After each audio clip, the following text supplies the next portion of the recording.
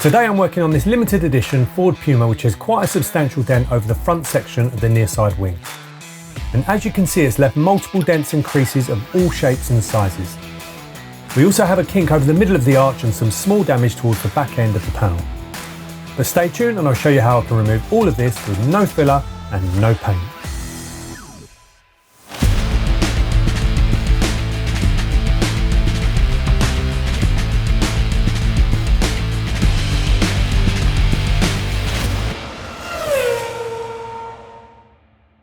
Hi everyone, it's Jake here from First Rate Dents and welcome back for another paintless dent removal video.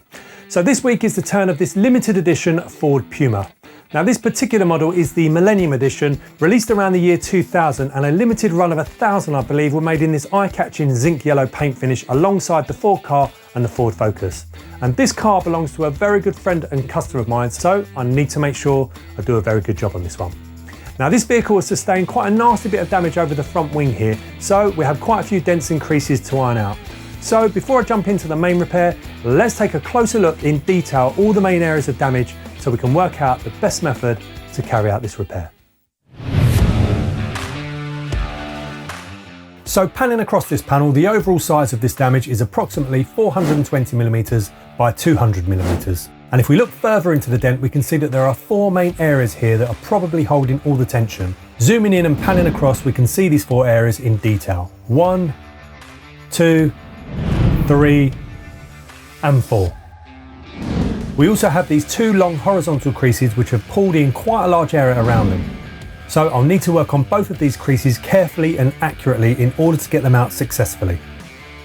Zooming back out, we can also see this large crown which goes around nearly the whole perimeter of the damage. So I'll need to flatten this back out as all the other sections are pushed up. Now when the main impact occurred, it also created some distortion over the middle of the wheel arch. This can be seen best from the side view here. Instead of having a smooth curved profile, the wing now has a sharp ridge pointing outwards. This has also caused some distortion under the wing on the wheel arch edge.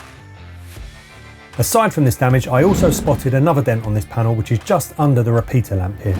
Luckily this is just a small indentation, so it should be fairly easy to remove. Now the last thing to mention is that we do have a couple of areas with paint damage. One is just on the edge of the front wing section here, and the second is just under the kink of the wheel arch as we saw earlier. The customer is happy just to leave these touched in for now. So with all of that in mind, the first thing I need to do is to strip some parts off the car so I can get clean access behind to push this damage out. Okay, so as we have quite a complex dent to deal with, I want to try and attack it from all angles. So I'll need to remove the headlight. Therefore, I have to remove the front grille, which is only held on by a couple of screws. This will then expose one of the screws for the headlight. Once both screws are removed, I can simply pull out the headlight and disconnect the wiring. Lastly, I need to remove the inner wing liner so I can attack the dent from underneath. And there we go, I now have plenty of access to get on the back of this damage. Typically, just as I've got set up, it's started to rain slightly, so I'm under the umbrella.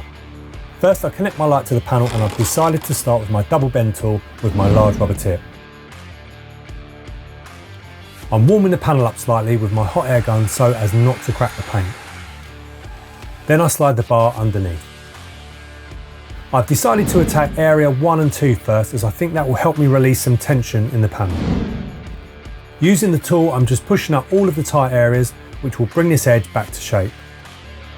So now section 1 is roughed out, time to start on section 2.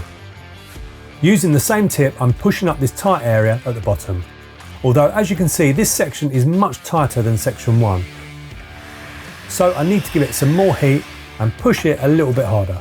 Now you can start to see the metal move, although not as cleanly as I would like, but I'm only just roughing this wing out, so I'm not too concerned about it at this stage. So as you can see, the metal is starting to move, but we do have quite a few high areas and low areas to deal with, and some crowns around the front section. So using the same tip, I continue pushing up all the remaining lows in this section. Next, I can start to address the crown at the front using my hammer with a soft rubber tip.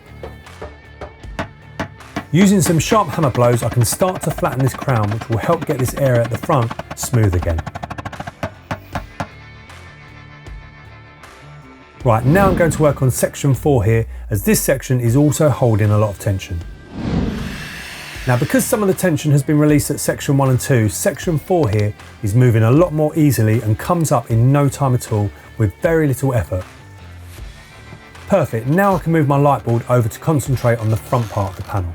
So the last part on this panel to remove is section 3 here. Although because of the way the metal is pushed out, we now have an additional low area here to remove, which I'm going to call section 3A. Both these low areas can be seen here. Just giving the panel some heat, and then I'm going to concentrate on section 3 first.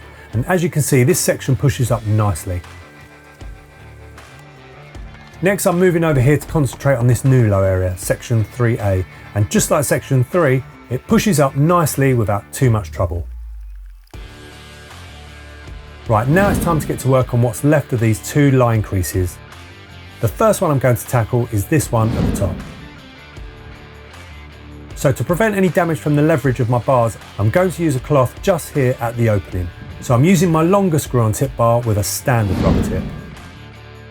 So once the panel is warmed up, I just slide the bar through the open gap at the front here, which allows me to get straight on the back of this crease. Then starting at one end of the crease, I carefully push along, lifting up the low ridge as I go, making sure I lift all of the crease up. Now time to warm the panel up again, and I'm going to push out this second crease here at the bottom, running parallel to the one at the top. Again, I'm moving slowly along this crease, pushing the middle up as I go until eventually it's all pushed up with just a few minor high areas to tap down. Now I'm switching up to my plastic vinyl tip. With this tip, I'm going to lift up this low area at the bottom of the wing where section 1 and 2 were at the very beginning of the repair. So again, I apply just a little bit of heat, then I can go in with this vinyl tip, lifting up these low areas. Any low areas that have come up too high can just be tapped back down again with my tap down tools. And already I've reached a halfway stage, and as you can see panning across, all the main elements of this damage are out. Now I can concentrate on some of the other parts of this repair. Now, I dealt with most of the crowns around the perimeter of the dent after pushing up all of the low sections. The only crown left is this one at the top section here. Using my LED light board, I can position it to allow me to get the best view of it. Then using my hammer, I'm just gradually tapping down this high area, slowly flattening it down and blending it back into the adjacent metal surrounding it. In addition to using the hammer, I'm also using my aluminium knockdown with a standard rubber tip to flatten out the sharper sections. As the metal moves, I switch from my hammer to my aluminium knockdown until I'm happy with the result. And there we go, for now the large crown is removed. I'll clean this up even more at a later stage. Now I need to take care of this distortion over the middle of the wheel arch. Luckily it is now reduced in size since pulling out the main bulk of the damage, but we still have this minor kink here and this high ridge going up the panel. There is also a slight indentation in the lower lip underneath the wheel arch edge, which you can see here. So to remove this, I'm using my knockdown with a standard rubber tip, and I'm just basically hammering this edge until it goes back level again. I'm also going up the panel to remove the high ridge. The underneath has flattened out nicely. I only need to tap down a couple of high areas, and there we go. This section is now done.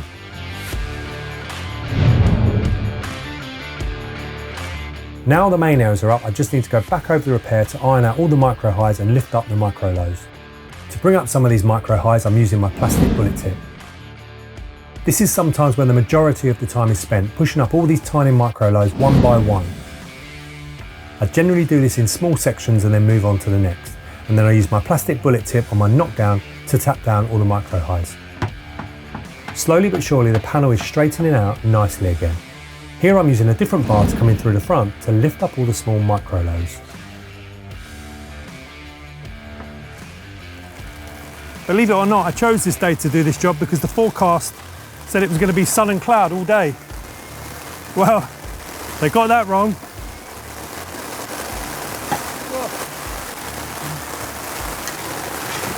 Oh well, you can't beat a bit of British weather.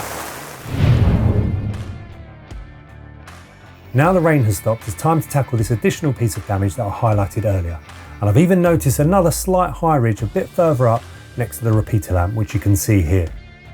So I'm going to warm the panel up first, and I'm going in behind with my plastic vinyl tip.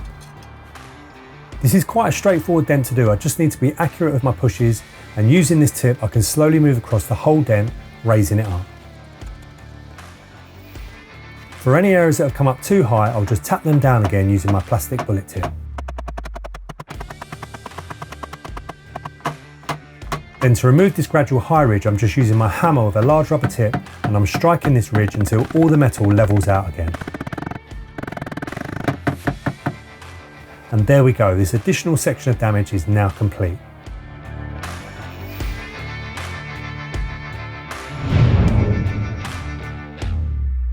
Because I spent a lot of time on the fine tuning stage, I just need to give the panel a polish with some ultra fine compound. This will take off any marks made by the paintless dent removal process and give the panel a deep, rich shine. Once wiped down, I can then get on with putting all the parts back on the car. So the first part to put back is the headlight. I just need to connect the wiring back up and then attach it using the 2 screws I removed earlier. Next I can screw the front grille back into place, which again is just held on with 2 screws. The last thing to do is to put the wing liner back under the wheel arch and fix it back into position. Then I can close the bonnet and check out the final result.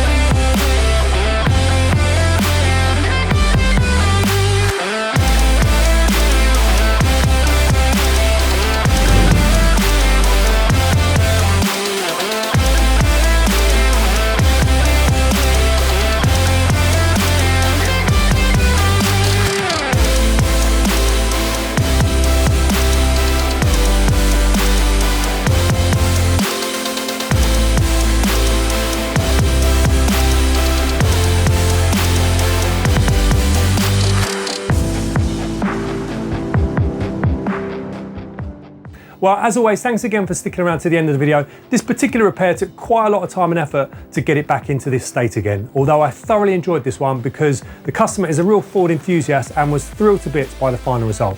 And as usual, the changing weather conditions created a lot of problems and made this more challenging for me, but you know what? Nothing stops me from getting a repair done. Well, if you liked the video, it'd be great to get a thumbs up as it really helps the channel grow. And if you aren't already a subscriber, then click that subscribe button and don't forget to click the notification bell to be kept in touch with all the latest videos. The next car you're going to see me working on is this lovely Ferrari F430. So if you're interested in seeing me take a hammer to this car, then make sure you're subscribed to see this video and many more. But that's all for now, so thanks again for watching and I'll see you all on the next one.